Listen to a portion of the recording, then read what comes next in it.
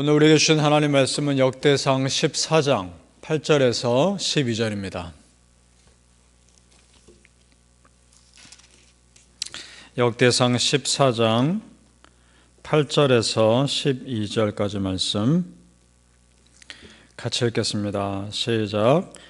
다윗이 기름 부음을 받아 온 이스라엘의 왕이 되었다 함을 블레셋 사람들이 듣고 모든 블레셋 사람들이 다윗을 찾으러 올라오매 다윗이 듣고 대항하러 나갔으나 블레셋 사람들이 이미 이르러 르바임 골짜기로 쳐들어온지라.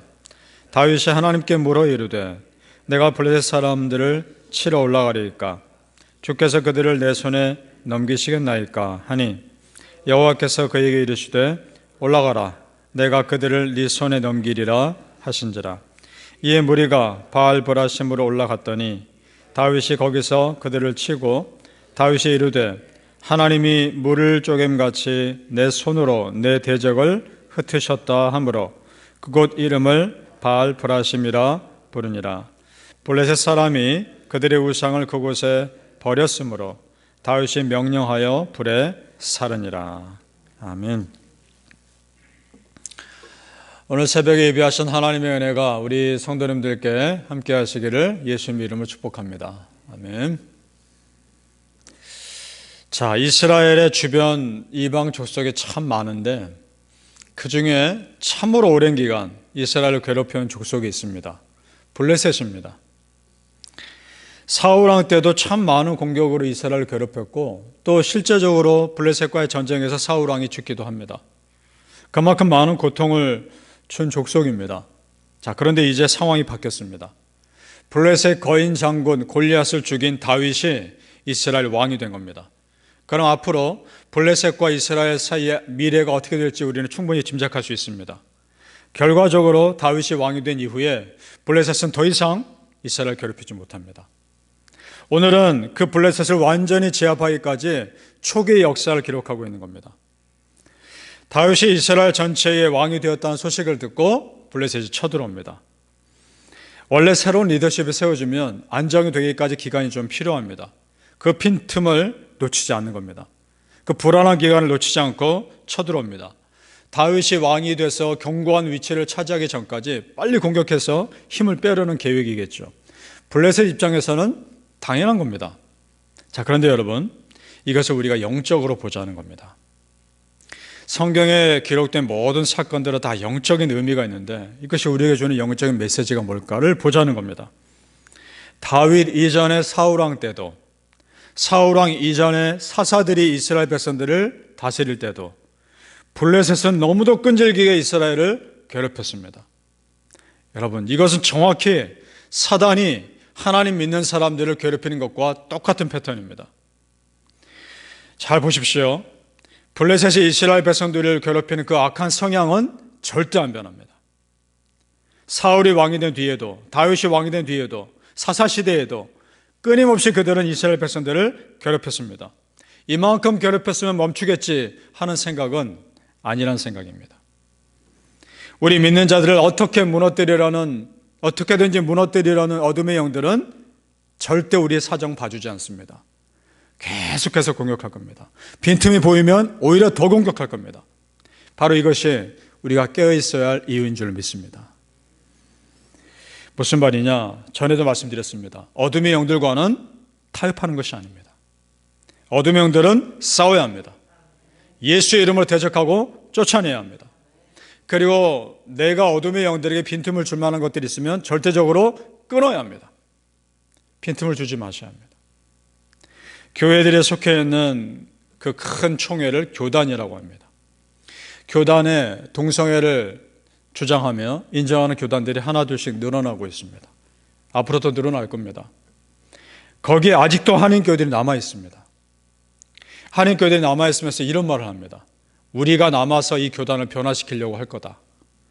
변화시키려고 남아 있는 거다. 그런데 여러분, 절대 그 교단 안 변할 겁니다. 오히려 더 멀어지면 멀어질 겁니다. 말씀에서. 왜냐? 어둠의 영들이 역사하기 때문입니다. 절대 변하지 않습니다.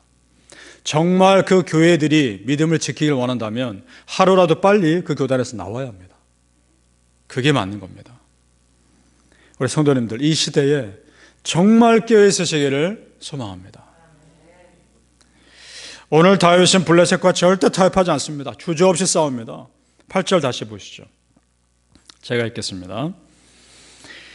다윗이 기름 부음을 받아 온 이스라엘 왕이 되었다 함을 블레셋 사람들이 듣고 모든 블레셋 사람들이 다윗을 찾으러 올라오매 다윗이 듣고 대항하러 나갔으나. 아멘. 두 문구가 대조됩니다.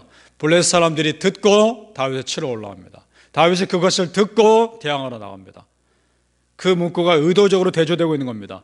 절대 타협하지 않는다는 겁니다. 대항하고 있습니다. 맞습니다, 여러분. 어둠의 영들은 타협의 대상이 아닙니다.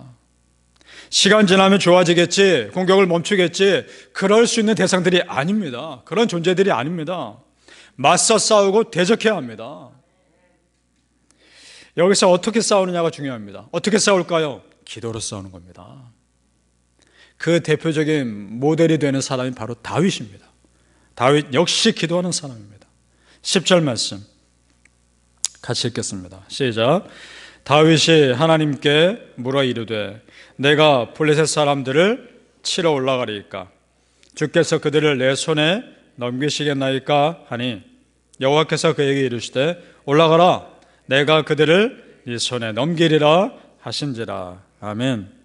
자, 보세요, 여러분. 지금 이 상황에서 블레셋과 치러 올라가는 것은 당연한 겁니다.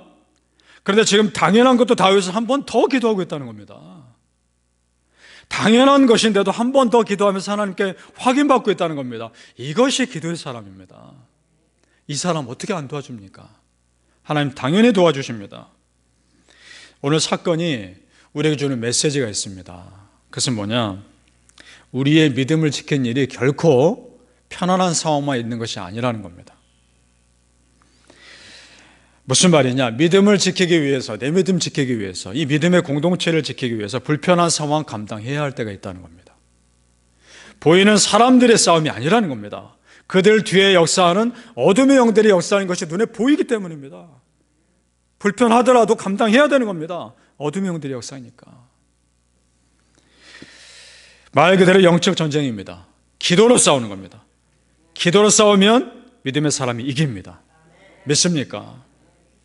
에베소서 6장 12절 우리의 씨름은 혈과 육을 상대하는 것이 아니요 이 어둠의 세상 주관자들과 하늘에 있는 악의 영들을 상대함이라. 아멘. 사랑하는 성도님들, 우리가 맞닥뜨린 영적 전쟁을 분별하시고 담대하게 주저없이 맞서 싸워 이기시기를 예수님 이름으로 축복합니다. 아멘. 이길 수 있습니다. 이깁니다. 사단의 공격은 끈질깁니다. 그러나 잊지 말 것이 있습니다. 하나님의 도우심은 더 확실합니다. 블레셋이 첫 번째 전쟁에서 크게 패합니다. 그런데도 또 공격합니다. 끈질깁니다. 13절 보시죠. 제가 읽겠습니다. 블레셋 사람들이 다시 골짜기를 침범한지라. 다시. 여러분, 사단이 예수님을 끝내 십자가에 못 박았습니다. 영적 전쟁은 그런 겁니다. 끝까지 가야 하는 전쟁입니다. 끝까지 가는 겁니다. 다윗도 각오하고 있습니다. 하나님도 구체적으로 도와주십니다. 14절과 15절은 우리 같이 읽어보죠. 하나님이 어떻게 도와주셨는지를 보시기 바랍니다. 14절에서 15절 시작. 다윗이 또 하나님께 묻자온데 하나님이 이르시되 마주 올라가지 말고 그들 뒤로 돌아 뽕나무 숲을 맞은편에서 그들을 기습하되 뽕나무 꼭대기에서 걸음 걷는 소리가 들리거든 곧 나가서 싸우라. 너보다 하나님이 앞서 나아가서 블레셋 사람들의 군대를 치리라 하신지라. 아멘. 아주 자세하게 전략을 세웁니다. 무슨 전쟁입니까? 매복해라. 숨어 있다가 내가 너한테 사인 주면 기습 공격해라. 여러분, 이런 하나님이 어디 있습니까? 이렇게 같이 싸우시는 분이 어디 있습니까? 우리 하나님, 여러분의 삶에서 뒷짐지고 계시는 분이 아닙니다. 같이 싸워주시는 분임을 믿습니다. 이런 말씀 있지 않습니까? 너보다 하나님이 앞서 나아가서 싸우겠다. 그렇게 싸워주셨습니다. 지금까지. 여러분, 내가 싸우는 것 같으나 기도하는 자의 영적 싸움은 결국 하나님의 싸움입니다. 맞습니다. 기도는 내 싸움에서 하나님이 싸움이 되게 하는 겁니다. 하나님이 싸우면 이기는 겁니다. 우리 성도님들, 하나님의 확실한 도우심을 정말 믿습니까? 아멘, 믿습니다. 그렇다면 두려워할 것이 없습니다. 17절을 보십시오. 어떻게 하시나 보십시오. 다윗의 명성이 온 세상에 퍼졌고 여호와께서 모든 이방 민족으로 그들을 두려워하게 하셨더라. 아멘. 결국 하나님이 함께 하시는 것을 온 이방으로 보게끔, 함께 하심을 인정할 수밖에 없게끔 만들어 가신다는 겁니다. 느헤미야가 그 성전을 52일 만에 성벽을 완성했을 때 그렇게 끈질기게 방해했던 사람들이 그것을 보고 똑같이 반응합니다. 두려워합니다. 느헤미야 6장 15절 16절, 성벽 역사가 52일 만인 엘룰월 25일에 끝나매 우리 모든 대적과 주위에 있는 모든 이방 족속들이 이것을 듣고 다 두려워하여 크게 낙담하였으니 이는 그들이 우리 하나님께서 이 역사를 이루신 것을 알미니라. 아멘. 느헤미야와 이스라엘 백성들의 성벽을 지었죠, 물론. 그러나 이것이 하나님의 역사임을 그들이 안 겁니다. 하나님이 했다는 것을. 그래서 두려워하고 있는 겁니다. 우리 하나님이 한 번 도우심이 이 세상의 어떤 도움보다 확실함을 믿으시길 바랍니다. 사랑하는 성도님들, 미리 앞서 도우시는 하나님의 그 확실한 은혜가 평생토록 여러분과 함께 하시기를 예수님 이름으로 축복합니다. 아멘. 기도하겠습니다. 할렐루야. 아버지 하나님, 어둠의 영들의 공격이 끈질기지만 하나님의 도우심은 더 확실함을 믿습니다. 기도는 내 싸움에서 하나님의 싸움으로 바꾸는 과정임을 믿습니다. 그러면 기도하는 자가 반드시 이김을 믿습니다. 아버지 하나님, 어둠의 영들 절대 변하지 않습니다. 내 사정 봐주지 않습니다. 끝까지 공격할 겁니다. 하나님, 맞서 싸워 이기게 하여 주시옵소서. 어둠의 영들과 조금의 타협도 하지 않게 하여 주옵소서. 예수 이름으로 쫓아내며 이기며 승리하게 하여 주시옵소서. 어둠의 영들을 맞서 싸웠을 때 도망가는 역사가 있게 하여 주시옵소서. 감사하며 예수님의 이름으로 기도합니다. 아멘.